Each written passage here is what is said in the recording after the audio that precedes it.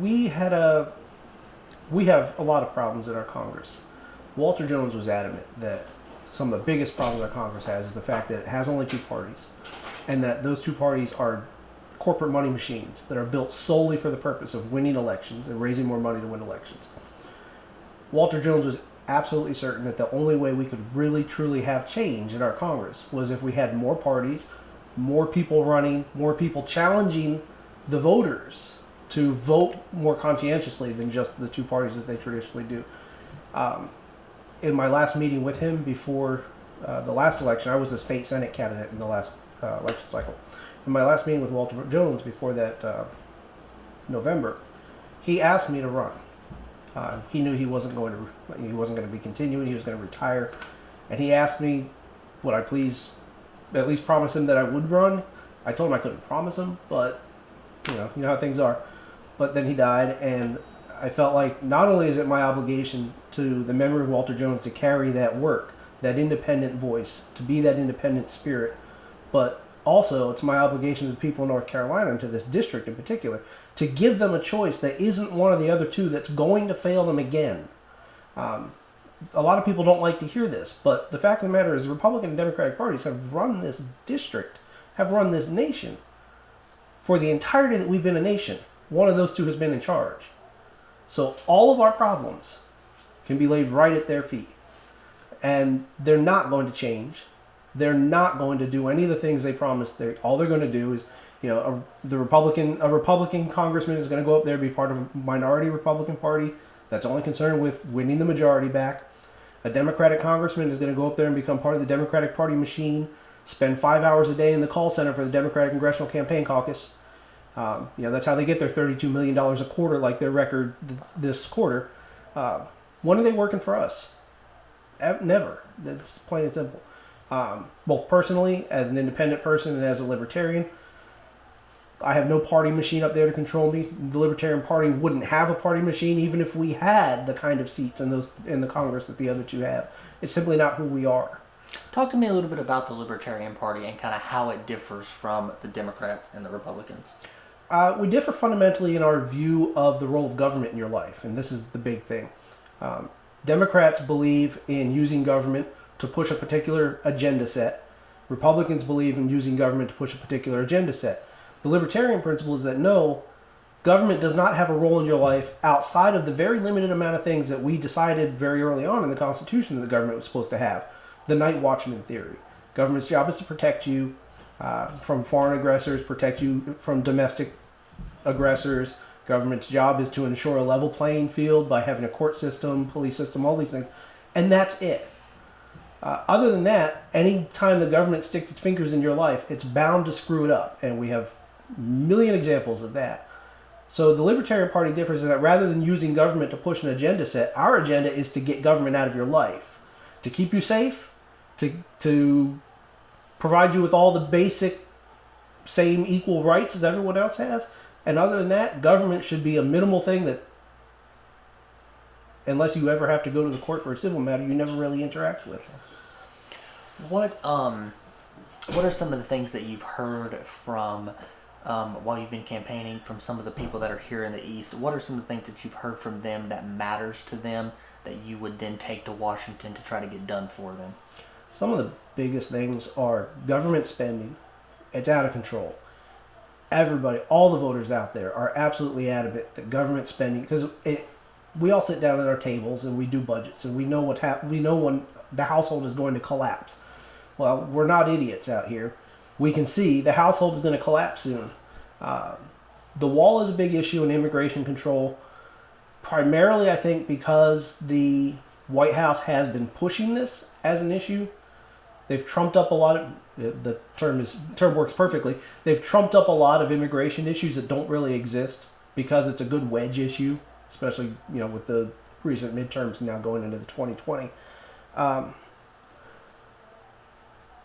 We have, especially in this district, we have issues, and we have a lot of farmers, of course, and we have a lot of fishermen.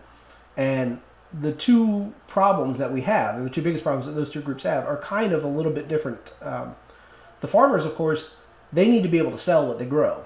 Sure. So we have the White House slapping tariffs on everything. Other countries slapping tariffs back on us. We've gotten ourselves into a trade war we can't win. Russia and Brazil are making bank because they've stepped in to fill that role in China that American hogs and American soybeans and American corn and wheat and all used to fill. For the fishermen, it's slight reverse of the.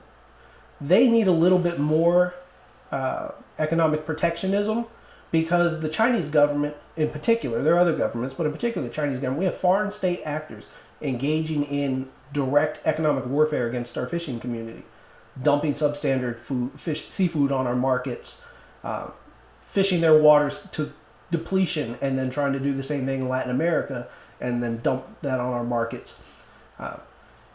A free market has to be a level market, and it's not a level market. And our fishing community, especially here in eastern North Carolina, is not equipped to fight the Chinese government on its own. The U.S. government does need to step in and set some standards. If they want a level playing field, these are the standards you have to abide by in your catch, in your regulatory processes, in the quality of your seafood. That's a level playing field. Then come try to compete. And they don't want that because they know that the American fishing community will kick their ass if they have to fight on a level playing field. So, but the government does have a role there, and it's slightly the reverse. In the case of the farmers, just get out of the way. And in the case of the fishermen, put a finger or two in the way a little bit, but let's try to keep it a light touch. That makes sense for sure. Tell me a little bit about what your schedule is like between, we just had the primary. From now to September, kind of what is that like for you in terms of you work, but you still have the campaign? How are you managing to still get out and meet people, basically? That's not easy. But just like any scheduling, any other, American mothers can tell you what it's like to have to do 25 different things in a day. So it's something you just have to do, and it's going to be a little bit, I won't say easier, but it's going to be a little bit different now that we're in the general election. During the primaries, a lot of what was going on was very heavily daytime activity, which really gets in the way of working candidates. Sure. But we'll see what the general election turns out to be. There's going to be a little bit of a hiatus here in some respects because we're still waiting for July and the second Republican primary before it really hot and heavy starts. But for the three of us candidates who are nominees, it's more of a lurking around campaigning while we wait for these other two to finish up. Absolutely. What is it like to be or do you think it's an advantage to be a working candidate? Because a lot of people will say we don't want a career politician. A lot of people who will say somebody who's not the establishment is somewhat better. They say they want that, but the problem is that the career politicians are the ones who have the connections and the political friends and the money. They're the ones who are able to start campaigns with large amounts of money and steamroll those into bank accounts like several of my opponents have already. It's very difficult for the little guy and the working candidate. I would say there is no advantage to it. It's mostly disadvantage, other than the fact that someone who's coming out of a working class environment is more attuned, by virtue of being a working person, more attuned to the on the ground average daily needs of the common man around here. Sure. But that doesn't really help you in the campaign. You just simply don't have the money to fight that uphill battle against just balls of money rolling down the hill from your opponent sitting up there. That makes sense. Talk to me a little bit about, just to kind of bring it to a close. Excuse me. Tell me why you feel like you would be the best person to go to Washington. Well, there are a lot of reasons for that. First of all, I'm the only independent candidate in this sense.